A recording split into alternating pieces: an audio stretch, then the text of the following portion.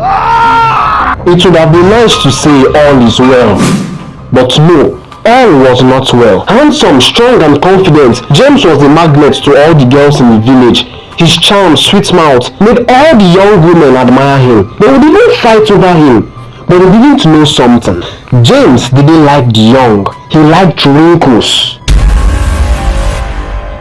None of the young ladies interested him, not at all. They didn't spark any feelings in him. He loved the old ones. He claimed they were wiser, more grateful, more cultured. He knew most of these old women were lonely and empty, most already widows, and the rest were in unhappy marriages. And James didn't see himself as much, just a savior sent by God to give these women a little happiness, to make them feel like women again. And so he told them, and he would go to bed with them. He liked the whole thing, claiming that old women had fire in places no one could imagine. Village elder meetings, widow meetings, James attended all and didn't miss a single one, and they all seemed to like his presence a lot.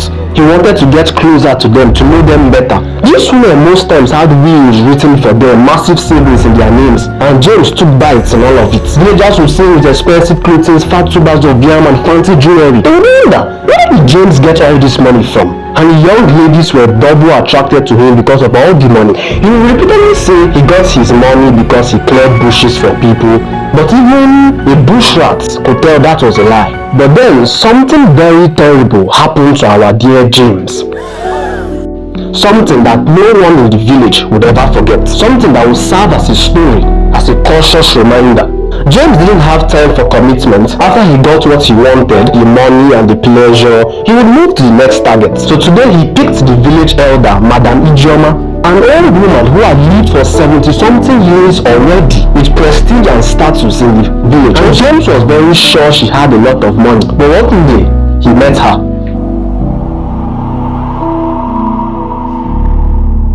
He was heading to his house when he saw her. She was a little hunchback, her steps were shaky, and her face was decorated with wrinkles. But to James, he didn't see her that way. To him, she looked like an angel from heaven, a goddess from the sea. And she was carrying a basket that looked to be heavy. And James was there.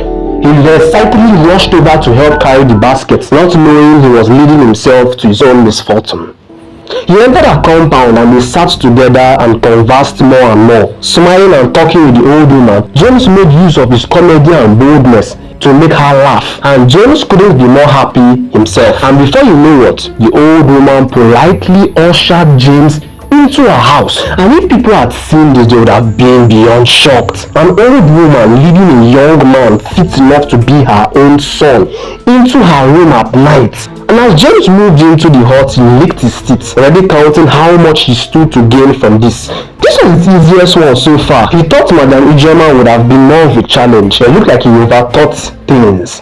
He couldn't help but smile even brightly, forgetting the fact that this was too easy. During the nights, during the few hours, James enjoyed himself, showing how strong and capable he was. And before he could realize it, the sun had risen up again. But he noticed something. Madam Ijeoma was nowhere to be found. He checked the compound, but didn't see her anywhere. Where could she have gone this early morning? But he was even more confused about another thing. James noticed that while he was moving, he seemed sluggish and weak. What was happening? He decided to rush home first of all. But while he was going, he noticed people were looking at him strangely. Even the people he knew were all acting like as if he didn't exist. What was going on? He entered his house and he passed the mirror while rushing to his room to freshen up.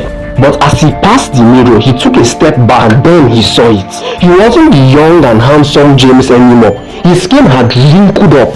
It was like as if he had aged like 40 years extra. And he was now old like firewood. Later, people would discover what had happened and that Madam Ijeoma was an old witch who worshipped the river. She would go to other villages and take young men's youthfulness to prolong her life. This was her first time of doing this in her own village.